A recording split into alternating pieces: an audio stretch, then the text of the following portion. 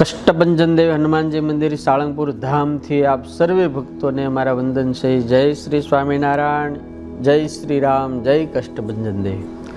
વાલા ભક્તો, દર વર્ષની જેમ ભક્તિનો મહાપર્વ એટલે શ્રાવણ માસ, ભગવાન શિવજીનું મહાપૂજન અને ભગવાન શિવજીના 11મા રુદ્રને ભગવાન રામજીના રામદૂત એવા કષ્ટભંજન દેવ હનુમાનજી મહારાજ સાળંગપુરની અંદર હાજર બિરાજમાન છે. આપ સૌ જાણો છો, દર વર્ષની જેમ આ શ્રાવણ માસની અંદર ભવ્યાતિ ભવ્ય અણકોટ થાય, દાદાના અલૌકિક અને દિવ્ય અદ્ભુત શણગારના દર્શન આપણને સૌને થાય. વાલા ભક્તો, આ શ્રાવણ માસ એટલે ભક્તિ, ભાવ, ભજન અને મહોત્સવથી ગુંજતું પ્રાંગણ એટલે સાળંગપુર હનુમાનજીનો દરબાર. સાળંગપુર દાદાના દરબારની અંદર દર વર્ષે સંપૂર્ણ શ્રાવણ માસની અંદર હનુમાન ચાલીસા યજ્ઞનું આયોજન થાય છે. જે કોઈ ભક્તોને આ યજ્ઞ લખાવવો હોય એને વહેલામાં વહેલા સાળંગપુરની અંદર કોન્ટેક્ટ કરી અને પોતાની સેવા લખાવી. સવારે 7 વાગ્યાથી માંડીને સાંજના 7 વાગ્યા સુધી પવિત્ર ભૂદેવો હનુમાન ચાલીસાની ચોપાઈઓ દ્વારા યજ્ઞ નારાયણની અંદર પવિત્ર આહુતિઓ આપશે. અને એની અંદર જે કોઈ ભક્તો યજ્ઞ લખાવ્યા છે, યજ્ઞની સેવા કરીએ છીએ, એના સવારની અંદર જ્યારે સંકલ્પ કરશે ત્યારે એમના પરિવારના નામ સહિત એનો સંકલ્પ કરવામાં આવશે. તો આ વર્ષે પણ શ્રાવણ માસની અંદર દાદાના દરબારની અંદર બિલકુલ દાદાની સન્મુખ જ યજ્ઞશાળાની અંદર સરસ મજાની હનુમાન ચાલીસા યજ્ઞનું આયોજન કરવામાં આવ્યું છે. આ સેવાની અંદર આપણે સૌ જોડાઈએ. જે મોટા મોટા જે પર્વો છે તમામ શનિવારના દિવસે છે. તો જન્માષ્ટમી એટલે ભગવાન કૃષ્ણનું પ્રાગટ્ય મહોત્સવ પણ શનિવારના દિવસે છે. ભારત વર્ષનો બહુ મોટો સ્નેહનો પ્રસંગ એટલે રક્ષાબંધન, જ્યારે બહેન પોતાના ભાઈને રાખડી બાંધે, એ પણ શનિવારના દિવસે છે. આ શનિવારે હનુમાનજી મંદિરની અંદરથી વિશેષ એવું એક આયોજન કરવામાં આવ્યું છે. દર શનિવારે મહાનિરાંજન આરતી સાંજે થશે. અને રવિવારના દિવસે આપ સૌ જાણો છો કે દાદાને વેદોક્ત મંત્રથી ભવ્યાતિ ભવ્ય રાજોપચાર પૂજા કરવામાં, હજારો કિલો ફૂલડથી આપણા વાલા હનુમાનજી મહારાજને વધાવવામાં આવશે.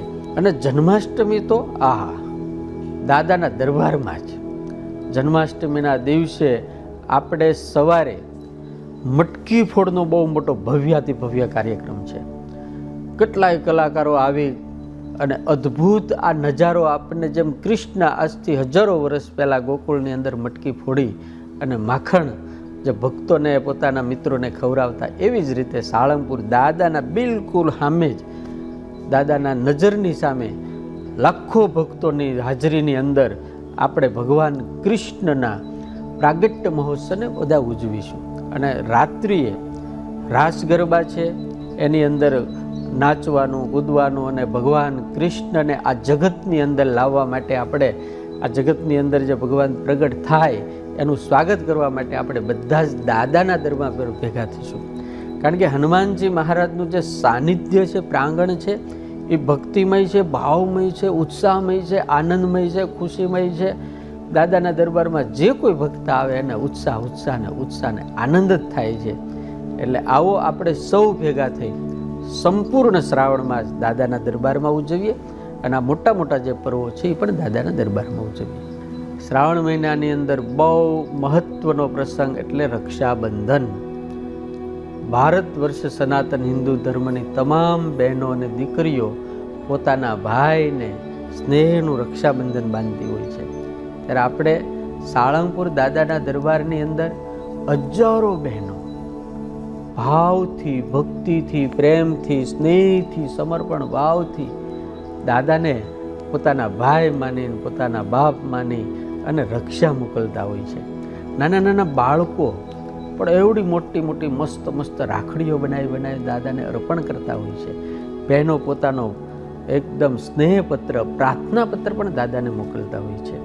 તો વાલા ભક્તો, આ વર્ષે દાદાના દરબારની અંદરથી પણ દાદાની પ્રસાદીભૂત રાખડીઓ પણ આપને મળશે. અને આપ પણ એ લઈ જઈને આપના ભાઈને બાંધશો એટલે આપનો સ્નેહ તો એમાં હશે, પણ હનુમાનજી મહારાજની કૃપાવાળો સ્નેહ હશે.